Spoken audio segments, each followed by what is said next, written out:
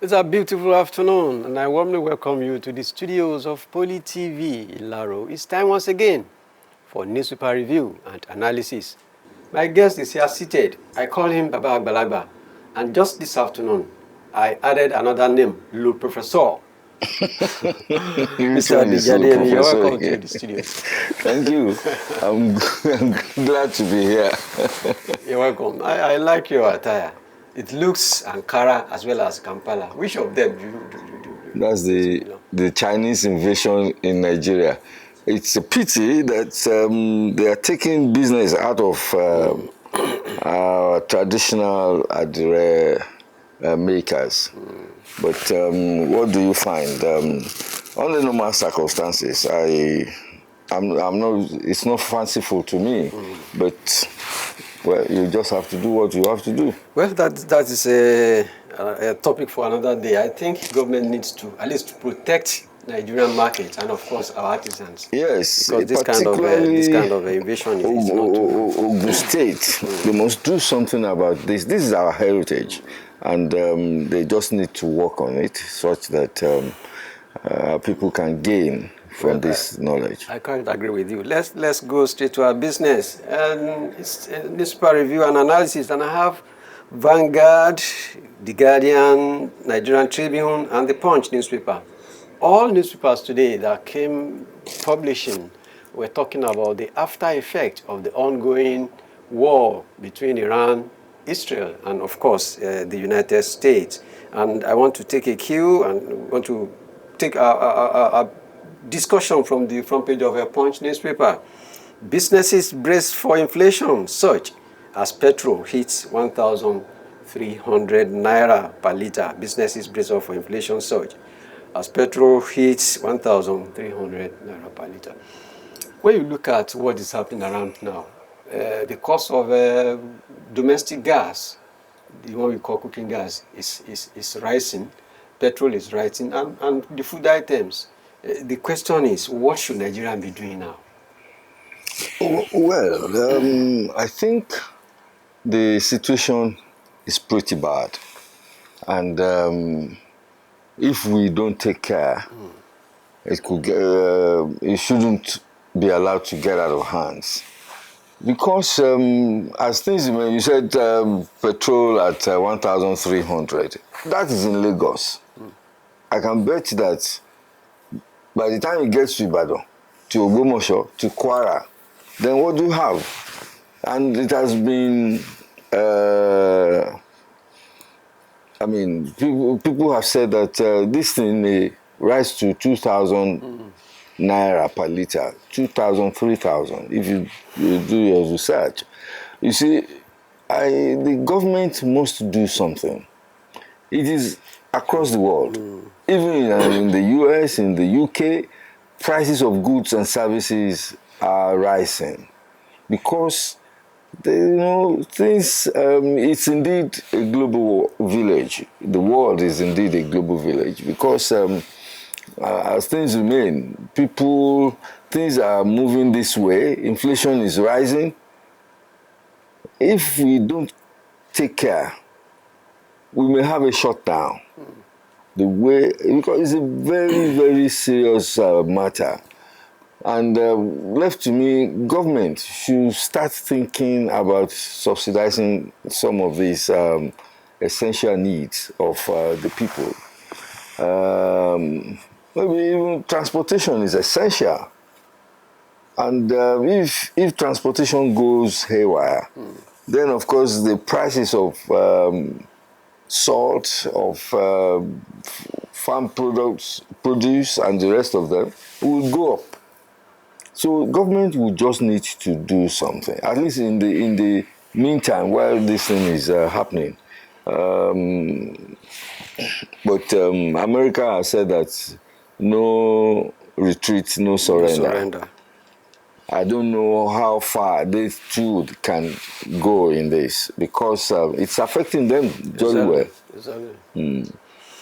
Well, that is a lesson for the Nigerian government. Of course, this war is unpredictable and it was not planned for. It happened suddenly. If Nigeria is earning more during this period, one expects that those unexpected revenue that is coming in at least should be returned to citizenry in terms of subsidy or some economic reform so that people will not feel too at the extreme while it lasted. Let's move forward. We'll go into the front page of the Tribune newspaper this afternoon. We'll be talking of politics. Appeal Court nullifies Ibadan PDP convention. Samvara governor joins APC. Appeal Court nullifies Ibadan PDP convention. Samvara governor joins APC. Of course, the Turaki-led faction that was whose convention was nullified yesterday by the Appeal Court. They're heading to the Supreme Court. So what does this say about the party and the closeness of the 2027 election? Well, what I see in there is that there are lessons to be learned. Firstly, our politicians and policymakers should learn to apply some kind of caution, especially when it comes to the rule of law. Actually, before the convention, there was a court ruling that says the convention should not hold. And they went ahead and held the convention, saying that it's a family affair and all the rest of it. It's not a family affair, it's a constitutional affair. So now this has happened. I don't see how, and of course there may just be how PDP would have to prepare itself towards the 2027 elections. Time is not on their side. Any time from now, we'll start talking about primaries. But you cannot do primaries when you don't have a settled home. You have to get you have to get your convention done. You have to have your NWC, National Working Committee, functioning. But they are even yet to get there. In fact, there is even a provision of the new Electoral Act which suggests that each political party should submit registration of all members to INEC. And it will be evidential. They will have to see it. INEC must see them. Now they are even yet to get into that. And this is March. You see, but in all the drama, one thing that really amuses me is the Wike angle to it. Now, I read that he was saying that if they want to go to the Supreme Court, let them go, and all the rest of it. Wike, I don't know, where does he really belong? As of today, he must be an example. In fact, scholars and people in the academics should start looking at the Wike model, flow with the reigning administration, and also work with the opposition. Because I cannot understand. You know, Wike created a forum, a group that worked for the emergence or victory of President Bola Ahmed Tinubu in the 2023 election, and the group is called Rainbow Group. Okay, yes, I know about that. It's a coalition of all political parties because as he was coming from Rivers State and as the leader of PDP then, he was able to muster support from all aggrieved politicians from other political parties to work for President Tinubu. Now he believes that the Rainbow Coalition is still existing, at least to work again. What I'm saying is that now let the man leave PDP for PDP people and go and join Asiwaju. I mean, yes, it's a choice. Nobody is going to raise any eyebrows over that. If he wants to be in PDP, let him be in PDP, not straddle the two legs over in two places. We'll be talking a little about insecurity. We're still taking another story from the front page of Nigerian Tribune. there's a minor story on the masthead. IGP vows to take back communities held by bandits in Kwara. The new IGP is already moving, and as he moves, he talks. Policies, his policies. Now he's in Kwara State. He was in Kwara State visiting, and he promised that he's going to remove terrorism and banditry in Kwara State. My dear brother, I've heard that before. We shall crush the bandits, we shall annihilate the terrorists. Let him just go ahead and walk the talk, such that we can sleep with our two eyes closed. As things remain, it is just so, it is heartbreaking, the kind of reports that we hear across the nation about terrorism or banditry and the rest of it. A brigadier or a major general was murdered by some, even though our troops also silenced some of the terrorists. But of course, it's virtually every day now in one place, or even in fact, I was reading something about Ondo State. Mm-hmm. So they look at where Kebbi is, look at where Ondo State is. And then, of course, you have in between a kingdom of bandits and terrorists in the forest. Then we must just keep working at it, ask for help, as we have done with the United States. In fact, I learned that they released an advisory not too long ago. On the front page of the Vanguard today, there's a minor story on the masthead. U.S. warns of threat to facilities, schools in Nigeria. Yes. That's another intel. That's the idea. And they wouldn't be releasing such statement if they had not seen something.